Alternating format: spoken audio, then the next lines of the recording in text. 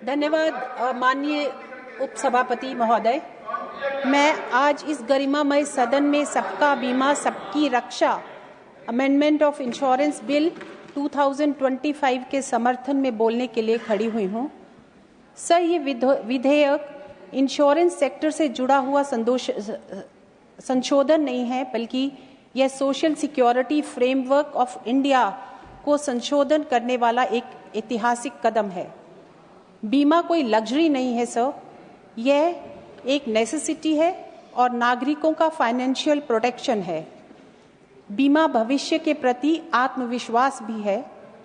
मोदी जी की सोच है कि by 2047 insurance should reach every person and every house hold.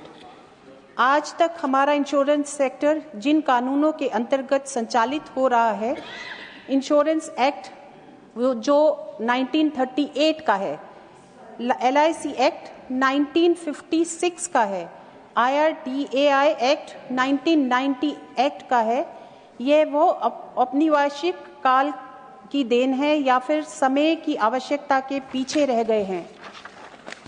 1938 का इंश्योरेंस एक्ट उस समय बनाया गया था जब भारत गुलाम था, ना कि आज के डिजिटल इंडिया, स्टार्टअप इंडिया और इंक्लूसिव इंडिया के लिए है। यह विधेयक इन सभी कानूनों को मॉडर्न रेगुलेटरी फ्रेमवर्क में परिवर्तित करता है।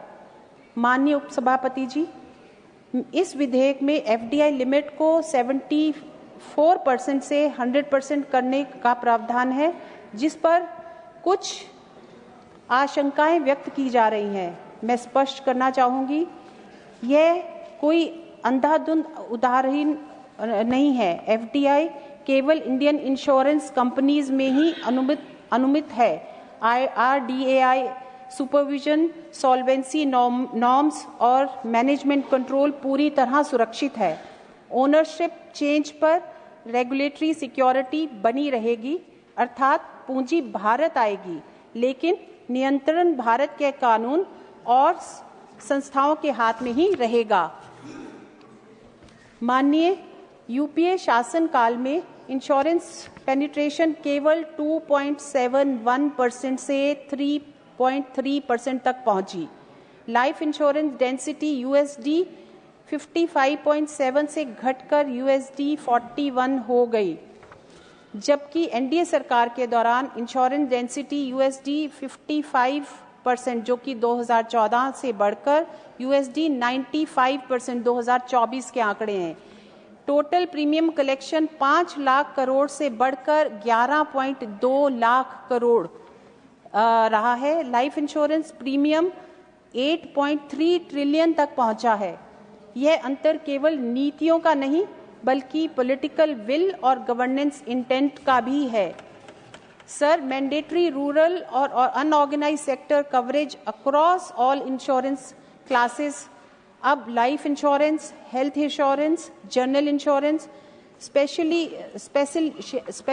इंश्योरेंस, हर इंश्योरेंस के लिए यह अनिवार्य होगा कि वह ग्रामीण भारत और असंगठित क्षेत्र तक पहुंचे। अब केवल शहरी मुनाफे वाले क्षेत्रों को चुनने की प्रवृत्ति समाप्त होगी। यह इंक्लूसिव ग्रोथ इन एक्शन, ना कि केवल पूंजीवादी सोच में काम होगा। माननीय, बीते वर्षों में इंश्योरेंस सेक्टर की सबसे बड़ी कमजोरी रही है पॉलिसी होल्डर प्रोटेक्शन नहीं मिला। इस विधेयक के माध्यम से policy holder education and protection fund की स्थापना की जाएगी। इंश्योरर फेलियर की स्थिति में क्लेम्स की सुरक्षा मिलेगी। IRDAI को इनऑर्गेनाइज्ड पावर्स ठीक उसी प्रकार जैसे सेबी के पास है वैसे ही की जाएगी। अब रेगुलेटर केवल दर्शक नहीं, बल्कि पॉलिसी होल्डर का संरक्षण भी होगा। सर, पहले पेनल्टीज कई बार आर्बिट्रेरी होती थी और अब पेनल्टी के लिए ऑब्जेक्टिव क्राइटेरिया होगा, एडवांस नोटिस और राइट टू फेयर हियरिंग होगा, स्पष्ट स्टैंडर्ड ऑपरेटिंग प्रोसीजर बनाए जाएंगे। माननीय, यह विधेयक इंश्योरेंस सेक्टर को पूर्णतः डिजिटल इकोसिस्टम की ओर ले जाता है। Mandatory electronic record keeping unified KYC framework में होगा, फास्टर क्लेम सेटलमेंट होगा, सिक्योर ऑडिट ट्रायल होगा।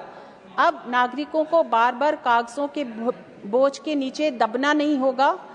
भारत को केवल इंश्योरेंस कंज्यूमर नहीं बनना है, बल्कि ग्लोबल इंश्योरेंस हब बनना है। इसलिए फॉरेन री इंश्योरेंस के लिए नेट ओन फंड 5,000 करोड़ से घटाकर 1,000 करोड़ किया गया। डोमेस्टिक री इंश्योरेंस कैपेसिटी को बल दिया गया। ओवरसीज रिस्क डिपेंडेंस में कमी की गई। यह ईज ऑफ डूइंग बिजनेस और रिस्क रेजिलियंस दोनों को मजबूत करता है। माननीय, LIC भारत की फाइनेंशियल स्ट्रेंथ का प्रतीक है। इस विधेयक से LIC को ऑपरेशनल ऑटोनॉमी मिलेगी। जोनल ऑफिसेज खोलने के अनावश्यक अप्रूवल को के नाम पर समय खराब नहीं किया जाएगा। डिसीजन मेकिंग में गति आएगी। सर, अब 1% शेयर ट्रांसफर पर भी प्रायर अप्रूवल की आवश्यकता नहीं होगी, जो पहले लेनी पड़ती थी। अब यह सीमा बढ़ाकर 5% कर दी गई है। इन्वेस्टर को सुविधा मिलेगी। रेगुलेटरी फोकस ओनरशिप कंट्रोल पर, सिस्टमेटिक स्टेबिलिटी और सुरक्षा मिलेगी। सर, यह विधेयक केवल कानून से संशोधन नहीं करता, बल्कि नागरिकों के भविष्य में विश्वास भी पैदा करता है। यह सुनिश्चित करता है गांव का श्रमिक भी सुरक्षित हो, असंगठित क्षेत्र का कामगार भी सुरक्षित हो, पॉलिसी होल्डर को सशक्त करता है, इन्वेस्टर को भी सशक्त करता है। मैं इस सदन में इस विधेयक को सर्वसम्मति से पारित करने की अपील करती हूँ। धन्यवाद सर।